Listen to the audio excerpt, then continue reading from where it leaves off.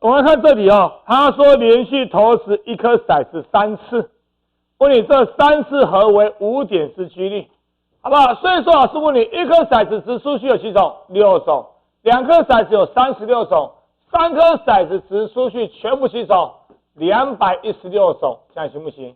我要什么？这3颗加起来点数合是几点？5点。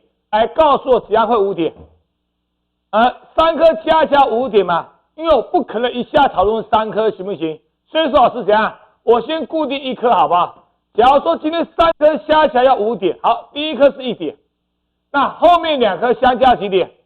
因为3个加起来5点嘛。假如说第一颗是1点，后面2个相加是几点？4点嘛。所以怎样会4点？13或是几22，这样行不行？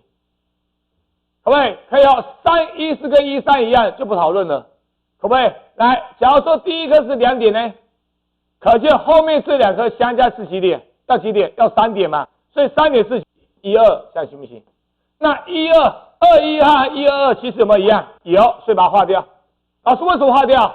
因为这时候我每一种形态只要找一个做代表就好，这样行不行？为什么？以113合言，它可以113、131、311。对吧？3个排列，3阶除以2阶，几种？3种。以122言，它可以122、212、221，对吧？好，所以说这时候122和212，我只要找一个做代表嘛，所以122排列，它可以122、212、221，所以3阶除以2阶，有几种？3种，行不行？所以相加起来，点数为几点？为5点，有几种？有6种，行不行？当然，你也可以另解，因为这3颗相加起来几点？6点，3颗相加几点？5点。换句话说，就好像把5个点数分给几个人？3个人，意思有没有一样？换句话说，也就是这3颗骰子加起来几点？5点的意思嘛。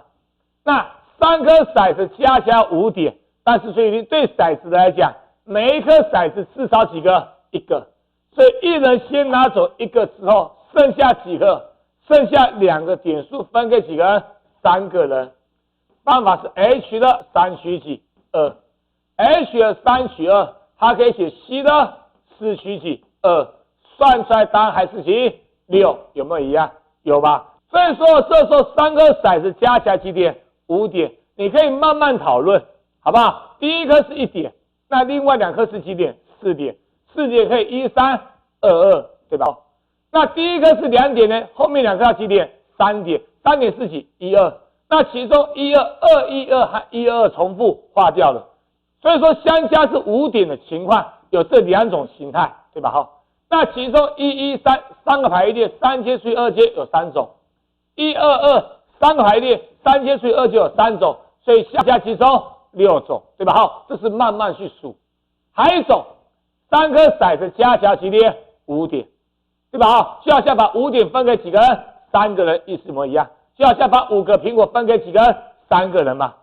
那问题来了，骰子每颗骰子至少几点？1点，所以一人先给1点，所以剩下几个点数？2个点数分给3个人，所以 H 的3取几？2，是不是就好了？所以算出来答案还是几？6。这样可不可以？有这2种方法，好不好 ？OK， 你都可以使用 ，OK。